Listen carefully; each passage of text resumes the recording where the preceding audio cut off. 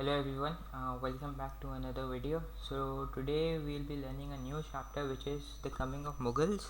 So this is the second chapter in class 7 term 1 Beacon House Soul System. So this is about the coming of Mughals. So how Mughals started to approach the subcontinent, who was the first ruler. So we'll go in order. Okay, so what happened, the first ruler who came to the subcontinent was Babur. So what Babur always had a dream to conquer Hindustan. He always had a dream to govern Indore area, to administer. So what happened, when his father Umar Sheikh Mirza died, he left the Fargana region under the control of his son Babur. What happened, like Babur was just 13 to 14 years old, so he left Fargana under the control of his relatives, which means that he couldn't administer that area. What happened later, he was putting all his efforts and he conquered Kabul in Afghanistan in 1504. Later what happened, Daulat Khan, who was the governor of Punjab, was threatened by Ibrahim Lodi. So Ibrahim Lodi was the last ruler of the Delhi Sultanate, as you guys learned in 6th class. So what happened, Daulat Khan called Babur for help as Ibrahim Lodi was threatening him. Babur came in 1526. He decided to fight with the fierce army of Ibrahim Lodi. So this was in the first battle of Panipat. So the first battle of Panipat came, Babur only had 10,000 troops, and the Ibrahim Lodi have 100,000 people army. So that's a very big difference. So both the armies meet up at the plains of Panipat, which is known as modern day Haryana. It's in Punjab, India. So both the armies met at Panipat. Babur arranged his men, cannons and cavalry that they routed Ibrahim Lodi's army and established the Muslim empire. Now Babur was really good in terms of military, so he put his men's cannons, all the things, his military strategies, and he defeated Lodi dynasty very easily. Babur used the Tulgama strategy, which was very different. It has a whole structure of how to attack, and this was the first time someone used cannon in subcontinent. Now later what happened, the defeat of the Rajput chief Rana Sanga. Rana Sanga was also one of the opponents of Babur, who surrounded the Babur troops in the Battle of Khanwa on 16th March 1527. What happened was that Rana Sanga was put to death by the large army of Babur, because Babur now had a good amount of army, like he was well trained. He also established his empire, so he defeated Rana Sanga very easily, and later he also defeated Mahmud Lodi, who was Ibrahim Lodi's brother. So now Babur was only left with, now he was not left with any of the opponents. He was the only person who was ruling. Then later what happened, he was only able to rule for 1 year successfully, and he fell ill and died on 26 December 1530. What happened, Taskai Baburi was the memoirs of Babur. So Babur used to describe his homeland Kabul in his memoirs.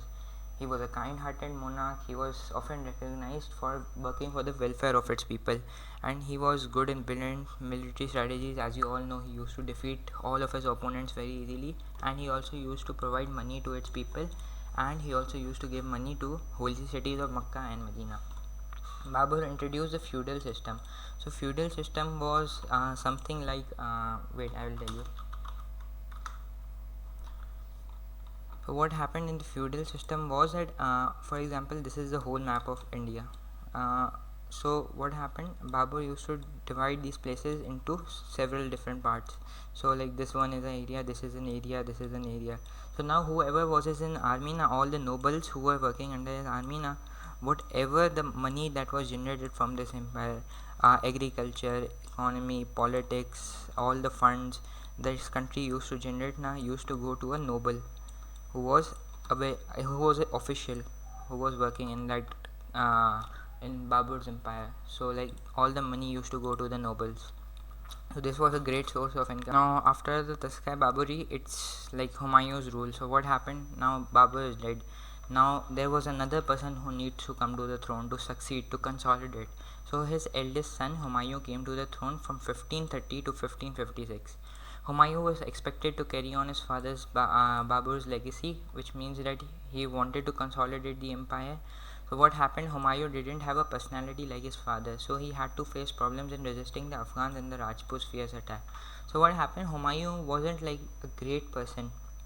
Like he didn't know much about strategies. He was like not into these all things. So like he was not very well trained. So he faced many problems in facing the Afghans and the Rajputs. What happened? Humayun brothers were not even helping him, and unsuccessfully Humayun lost the throne to a clever and ambitious ruler, Sher Shah Suri.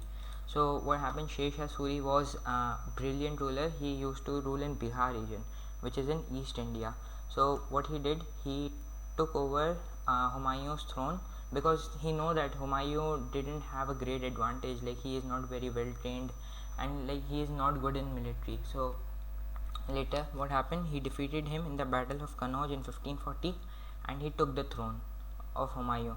Now Humayun was totally depressed. Now what happened, Humayun started to migrate. He started to take refuge in different countries. So first what Humayun did, Humayun took refuge with Shah Tashams in Persia and spent 10 years there. In 1555, Shah Tashams was like one of the rulers of the Safavid dynasty.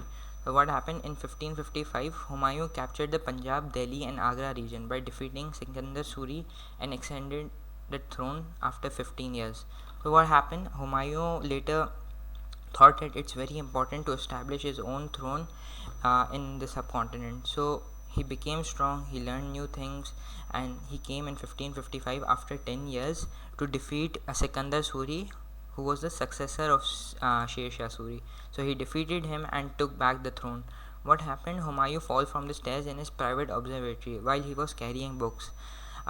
What happened, like he had a private observatory and he was loved with books. So what happened, when he was taking care of some books, he was transporting books from one place to another.